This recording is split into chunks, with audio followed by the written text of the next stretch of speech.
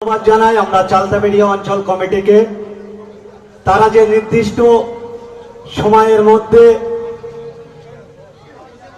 যে আসন্ন বিধানসভা নির্বাচন, ভারতবর্ষের নির্বাচন কমিশনার তিনি যে দু দফায় পশ্চিমবঙ্গে দুটি ফেজে নির্বাচন করতে চলেছে, আমরা লাস্ট ফেজে সেই নির্বাচনে কন্টেস্ট করব।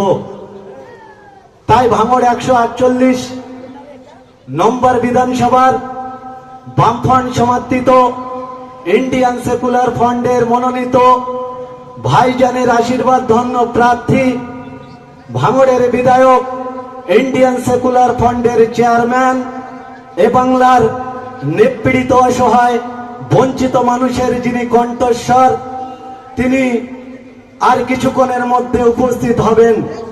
তানারই নির্বাচনী সভা আমরা শুরু করতে চলেছি। এই নির্বাচনী সভায় যে সমস্ত স্তরের মানুষ আমাদের সঙ্গ দিচ্ছেন বা উপস্থিত হচ্ছেন, আমরা চালতাবেড়িয়া অঞ্চল কমিটির তরফ থেকে তানাদেরকে অসংখ্য অসংখ্য ধন্যবাদ জানাই।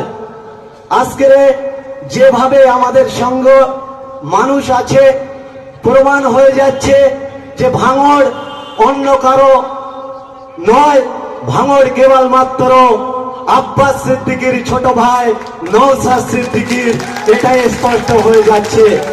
কেননা আমরা দেখেছি একটা স্টুডেন্ট যখন স্কুলে ভর্তি হয়, তার প্রথম দিন থেকে পরীক্ষা পর্যন্ত যদি সে কন্টিনিউ পড়াশুনো করে, তার পরীক্ষার সময় বেশি খাটতে হয় না।